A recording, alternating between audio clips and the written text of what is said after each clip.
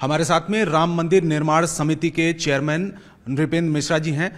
Sir, अब तैयारियां तो भव्य तरीके से चल रही है। क्या ये माना जाए कि जितना ज़्यादा इंतज़ार करना पड़ा राम मंदिर के निर्माण को लेकर 500 साल से ज़्यादा, क्या उसी तर्ज पर हम उम्मीद कर सकते हैं कि अयोध्या में 22 जनवरी को प्रोग्राम होने वाला है, समारोह होने वाला है?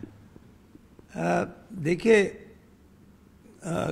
कोई इस प्रकार का जो आपने कंपैरिजन या सिमिलैरिटी कही है वह बताना तो कठिन होगा, लेकिन यह मैं कह सकता हूं कि 22 जनवरी के कार्यक्रम जिसमें कि रामलला की प्राण प्रतिष्ठा मंदिर के गर्भगृह में होगी, उसका उत्साह अयोध्या में, देश में और विदेश में अप्रत्याशित है।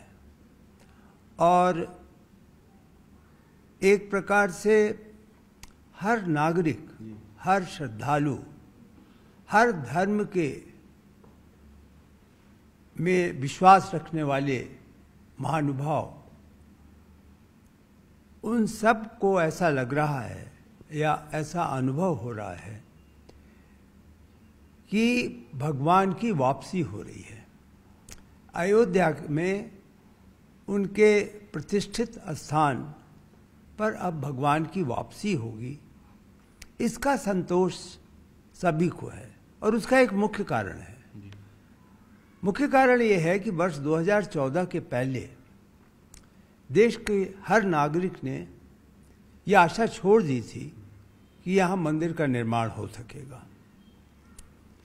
राष्ट्रीय एजेंडा पर यह विषय नहीं था।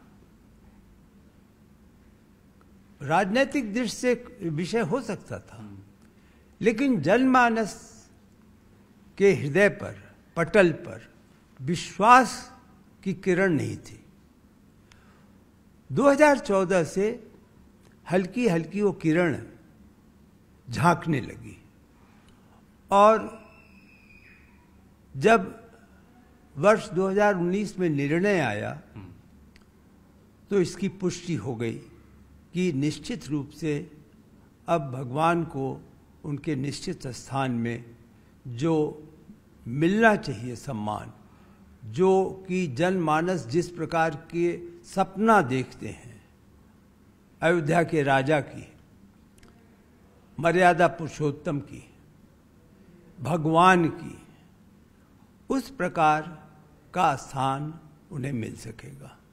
तो आप यूँ समझ लें कि जन जन के आज मानसिकता, उसको देखने से पता लगता है कि कहीं न कहीं उसको एक बहुत बड़ा संतोष मिला है कि भगवान राम वापस आ गए। सर, 2014 और 19 का भी जिक्र किया क्योंकि 2014 में चुनाव हुआ, प्रधानमंत्री अभी मौजूदा वो आए, उनकी सत्ता आई, 2019 में फिर काफ़ी कुछ क्लियर हुआ, साफ हुआ। प्रधानमंत्री की परिकल्पना क्या रही है राम मंदिर के निर्माण को लेकर, और खास करके अयोध्या की जो सूरत बदलने को लेकर क्या परिकल्पना रही है? आप क्योंकि लगातार मुलाकात भी करते रहे हैं, तो क्या वो जिक्र करते रहे हैं इस चीज को लेकर? देखिए, प्रधानमंत्री जी तो उससे बहुत पहले से जुड़े थे। हाँ। और जैसा मैंने कहा कि मंदिर का निर्माण और मंदिर की मांग, मंदिर के प्रतिकल्पना, मंदिर का सपना, ये अलग अलग दो प्लेटफॉर्म पर था। एक प्लेटफॉर्म तो राजनीतिक था, जो आप जानते हैं कि किस प्रकार एक वचनबद्धता थी कि मंदिर का निर्माण होगा। दूसरा प्लेटफॉर्म धर्म से, श्रद्धा से, आस्था से जुड़ा हुआ प्लेटफॉर्म था, जिसका राजनीतिक कोई संबंध नहीं था। लेकिन दर्द कहीं अवश्य था कि भगवान राम एक फटे हुए टेंट में वर्तमान में स्थापित है, जहां उनकी पूजा अर्चना हो रही है। तो उस जो हरेक के हृदय में एक एम्बिग्विटीज थी वह हटी और निश्चित रूप से यह कहा जा सकता है कि वर्तमान प्रधानमंत्री अपने सीमाओं के अंतर्गत, मैं जब सीमा कहता हूं तो उनकी कॉन्स्टिट्यूशनल सीमा, उसको मैं कह रहा हूं। मैं यहां पर कोई और सीमा का संकेत नहीं कर रहा हूं। जो एक तरीके से उनके पद की गरिमा और जो कॉन्स्टिट्यूशनल सीमा के अंदर वो कार्य करते हैं, जो एक एथिकल स्टैंडर्ड है विधान के अनुसार, उसके लिए वह अपने ढंग से प्रयत्नशील थे। और 2019 के निर्णय पर आपको मालूम है कि उन्होंने सभी को संदेश दिया था, देश के नागरिकों को, कि इसमें कृपया जीत और हार का प्रश्न नहीं माने, केवल यह मान करके चलें कि भगवान अयोध्या में वापस लौट रहे हैं। आपने यह भी पूछा कि समय समय पर मैं उनसे मिलता रहा। जी हाँ, कभी कभी अवसर मिला उनसे मिलने का, और ये तो जाहिर है कि हमारे एजेंडा में प्रथम विषय मंदिर के निर्माण की प्रगति होगी, उसे मैं अवगत कराता था। और उन्होंने जो भी सुझाव दिए, उन सुझावों को वास्तविक रूप से इम्प्लीमेंट करने में जो मेरी भूमिका कंस्ट्रक्शन कमेटी के चेयरमैन की हैसियत से है, उसे मैंने पूरा करने का प्रयास किया। सर, 22 तारीख का जो कार्यक्रम समारोह है, इस दौरान क्योंकि हर कोई आदमी, चाहे वो देश में हो चाहे विदेश में हो, हर कोई आदमी 22 तारीख के समारोह में जाना चाहता है, तो उसके लेकर किस तरीके से, क्या क्राउड मैनेजमेंट भी बड़ा एक चैलेंज होगा? आपने सुना भी होगा प्रधानमंत्री जी की अपील, आपने सुना होगा अन्य संगठनों की अपील, आपने सुना होगा ट्रस्ट के जनरल सेक्रेटरी साहब की अपील कि 22 जनवरी को कृपा करके अयोध्या में यात्रा ना करें, क्योंकि उस दिन आयोजन उन्हीं महानुभावों तक सीमित है जिन्हें आमंत्रित किया जा रहा है।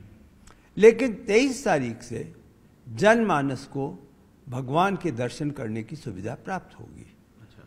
और यह अनुमान लगाया जा सकता है कि जिस प्रकार की एक भीड़ आएगी, जो अयोध्या में उतरेगी, वह अप्रत्याशित होगी। अब तो आप जानते हैं कि आने जाने की सुविधाएं भी बढ़ गई हैं, हवाई अड्डा बन गया है, नया स्टेशन बन गया है, नई गाड़ियां चल रही हैं, सड़कें चौड़ी हो गई हैं।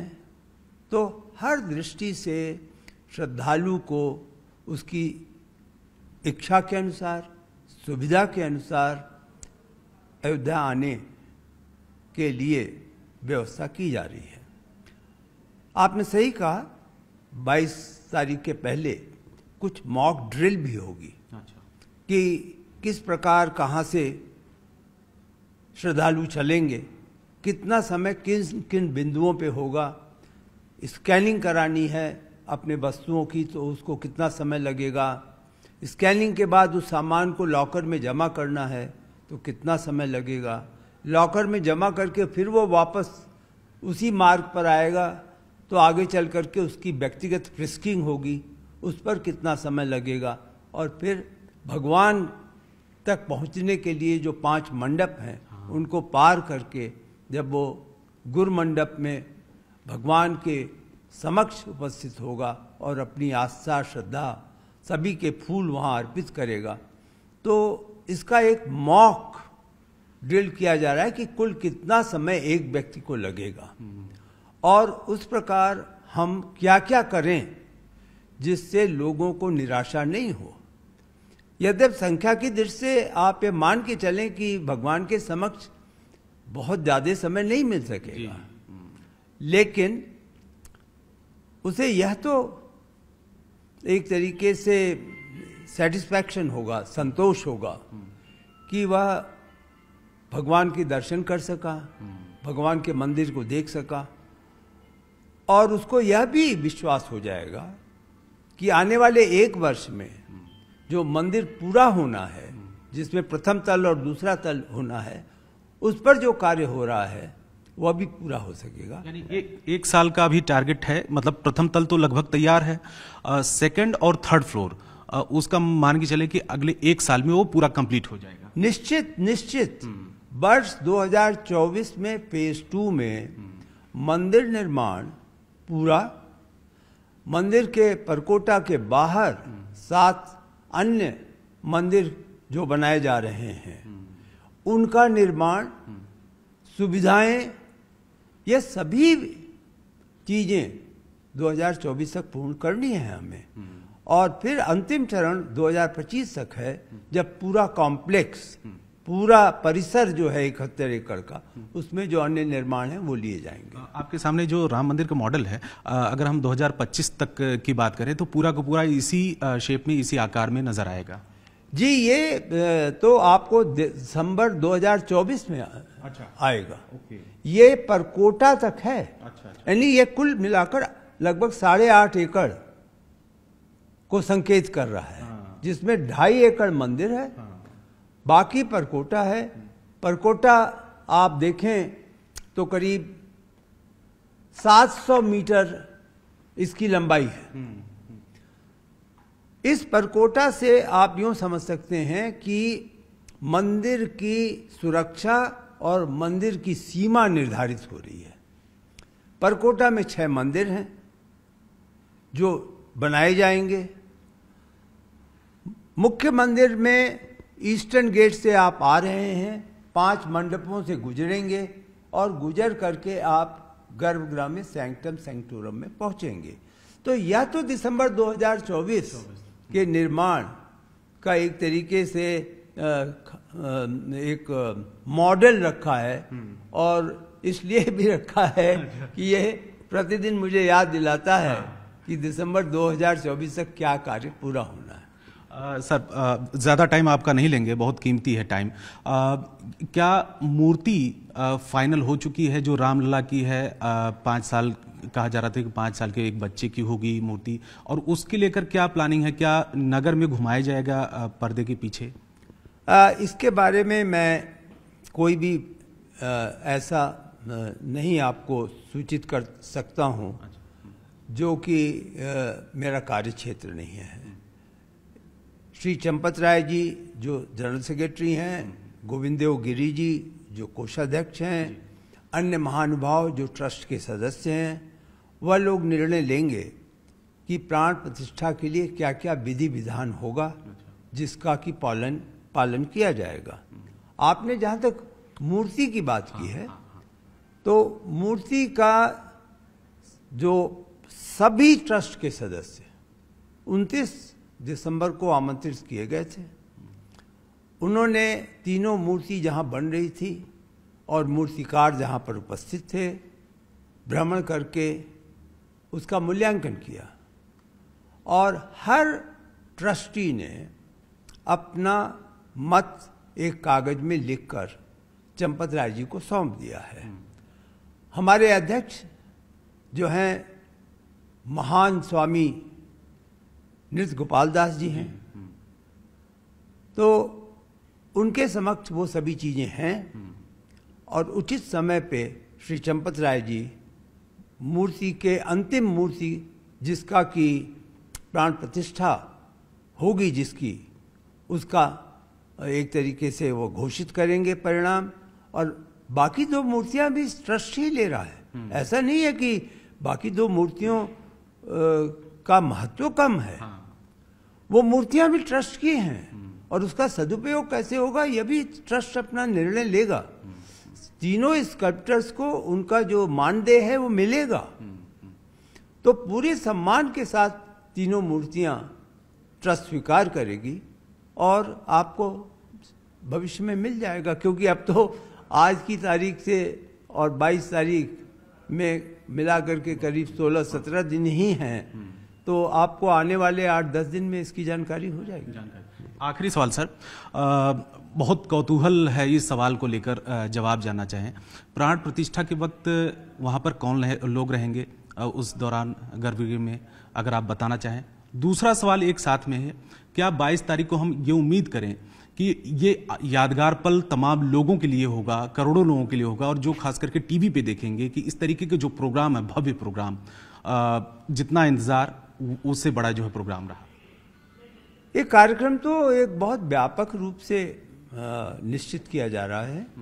इस कार्यक्रम में इंफॉर्मेशन ब्रॉडकास्टिंग मिनिस्ट्री की महत्वपूर्ण भूमिका है, राज्य सरकार की महत्वपूर्ण भूमिका है, और एक एक गांव में पल पल की जो सूचना है वो कैसे पहुंचे, इस पर विचार किया जा रहा है। जहाँ तक आपने पूछा कि कौन लोग कहाँ रहेंगे, तो गर्भगृह में अधिक से अधिक 8 से 10 लोग रह सकते हैं। अधिक से अधिक, वहाँ जितनी जगह है उसमें। वहाँ पर जो प्राण प्रतिष्ठा के विधि विधान के लिए आमंत्रित किए गए हैं, जो लोग की 15-16 तारीख से वहीं रहेंगे, उनको अवसर मिलेगा। प्रधानमंत्री जी रहेंगे, माननीय मुख्यमंत्री जी रहेंगे, राज्यपाल महोदया रहेंगी। तो इस प्रकार से एक सीमित लोग गर्भगृह में रहेंगे। गर्भगृह के बाहर 5 मंडपों में साधु संतों को बैठने की व्यवस्था है, और उसके बाद मंदिर का जहाँ स्टेयर है, जहाँ सीढ़ियाँ हैं, वहाँ पर करीब 3000 कुर्सियाँ हैं, जिस पर कि अति विशिष्ट लोग आमंत्रित किए गए हैं, उनकी व्यवस्था की जा रही है।